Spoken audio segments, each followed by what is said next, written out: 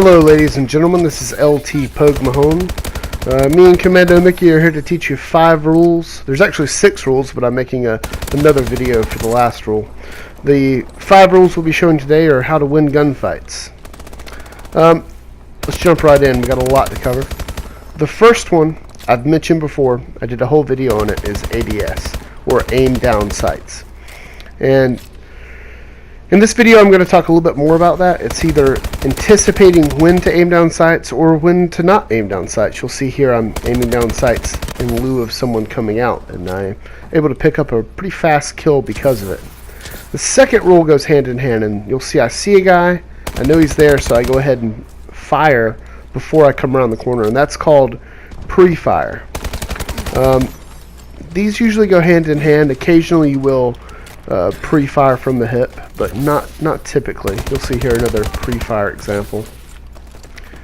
So I'm always anticipating a few things when I'm doing what I should be doing. Not that I'm a professional player, but when I think there's going to be a guy around the corner, or there's going to be a guy charged down a hallway, when it's likely to happen, I'm usually going to go ahead and aim down sights. You'll see here I'm not really anticipating, but I'm just looking for people, and there's a guy on the roof, and I'm already aiming down sights, and I'm able to pick up a kill. Pre-fire, I'm going to start firing when I absolutely know there's a person there. The third rule is use the right weapon for the job. So you'll see here I'm using a sniper rifle, and I'm getting a few kills with it. I'm about to go inside though, so I'm going to adjust what I'm doing, and I'm going to use an SMG. People complain sometimes when they run through a hallway and get killed by a shotgun. You're going to lose a close quarter combat situation with a guy with a shotgun if you're using any other weapon. Just like you're going to lose a long range battle if you're fighting someone with a sniper rifle. I pick up a quick kill right there on LT Gingerbush. And you'll see right when I come back outside, I'm back to the sniper rifle, and I'm back to picking up kills with the appropriate weapon for the appropriate range that I'm at. So don't complain when you lose a close quarter combat situation to a shotgun. It's common sense. That goes kind of back to your equipment. Try to be a little bit adaptable with what you're using. You'll see here I'm playing PlanetSide. And these rules definitely apply to PlanetSide, but they're a little bit different. For one, you can't ADS all the time. You would never be near the battle if you did. You move a lot slower. But when you're in those situations, those gunfights, you can use these principles that I'm going to talk about. The next rule applies a little bit more to PlanetSide than it does Call of Duty, and that's outmaneuvering your opponent. Now in PlanetSide, of course, you got vehicles, and on those vehicles you have powerful weapons. So using the right tool for the job kind of changes its meaning when you're talking about a game like Battlefield, PlanetSide. And maneuvering's a lot easier when you have those vehicles. But still, outmaneuvering your opponent is crucial in any game. In Call of Duty, that's the simplest. When a guy shoots at you, you can flank him if you think he's going to stay there and continue to aim where you were. But in PlanetSide, it's a little different. You'll also see here, I saw that guy probably a second or so before he saw me because of lag, but for the most part, we saw each other about the same time. And I was able to win, not really because I was aiming down sights, but because I reacted a little bit faster. But you'll see here I'm trying to pre-fire people. I'm following all those same principles that I would in Call of Duty until I start doing all this stupid stuff. But the principles do change depending on the game you're in. So here's an example of flanking someone or outmaneuvering someone in PlanetSide. You'll see I come up behind a large group of enemies that have no idea I'm there. I'm actually right beside a few of them, and they don't even know I'm there. This is an example of outmaneuvering in a larger scale game. A true flank. You can get away with that. In general though, when you're moving through the map, especially on a smaller game like Call of Duty, maneuvering becomes more of a cat and mouse game, more of a chess game, if you will. So these little minor moves I'm doing, like I'm jumping up and away to get the better angle on my opponent, or I'm simply stopping somewhere where I think the enemy is going to be spawning in front of in the next few minutes. You'll see I kind of camp out here on top of this trailer and I pick up quite a few kills. But if you just went to this spot every single time you started the game, you wouldn't have success with it. You have to kind of fill out that special spot on the map that you're going to be able to get kills from. The art of camp. Another thing is, when it comes to more of a fast twitch shooter like Halo or Call of Duty, you've got to fill out your opponents on the other team. Some guys are going to be better snipers. Some guys are going to be what I call chargers, or guys who just run up on you. And your loadout and your strategy has to somewhat change depending on them. You kind of have to feel that ebb and flow. So don't be surprised if you have to occasionally change your strategy in a game like this. In a bigger game like PlanetSide or Battlefield, you can pretty much stick to one strategy and just find a different place on the battlefield. I'm going to show you what I'm talking about here. I'm shooting at that guy with a sniper rifle. I miss, and he jumps down. I change to an SMG, then change back to my sniper rifle. Then I reload all my weapons, and I'm aiming down sights, and I'm anticipating.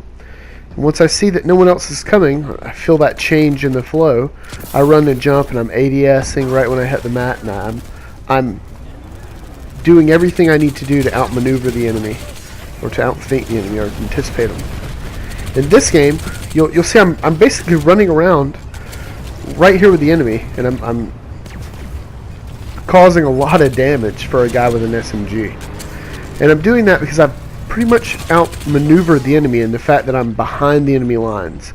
So in Battlefield and PlanetSide, to be behind enemy lines is just a matter of being 10 feet or so beyond where they expect to see you. And in PlanetSide, because you only have one weapon, when it comes to using the right tool for the job or being adaptable, you'll see here I'm hacking a turret in an enemy base so that I can assault heavier targets. And that's because I can't carry another primary in this game. So being adaptable and changing it up is a little bit different. Like here I'm in this enemy base and I'm killing people who are basically spawning for the purpose of getting vehicles to go back to the front line, which is just up the hill from where we are now. So as an infiltrator, I'm doing a lot of, in my opinion, I'm helping my team out by camping the enemy's vehicle pad, by camping their air vehicle pad. And you see here I've caused a lot of them to come looking for me, and that means that they're not up there in vehicles fighting the front line. So I'm helping out in a large way, really, for one infiltrator, just by causing havoc in the rear. Here you'll see another example of I've flanked the enemy position, and by that I mean I'm just a few feet closer than they think I'm going to be. So they're looking beyond me. They're looking, they're anticipating not being into a gunfight right here. That guy was repairing his vehicle. The other guy was clearly aiming downfield. And I'm causing a lot of havoc for one person to do just because I'm a few feet away from where I'm supposed to be. And it's actually a pretty good run for me. But we're going to jump right into the next rule, which applies way more to PlanetSide and Battlefield than it does Call of Duty. You'll see here I get confronted by a max unit, and I'm able to survive a few seconds longer because I don't try to strafe and shoot. I just run. I turn, and I get forward momentum going for me.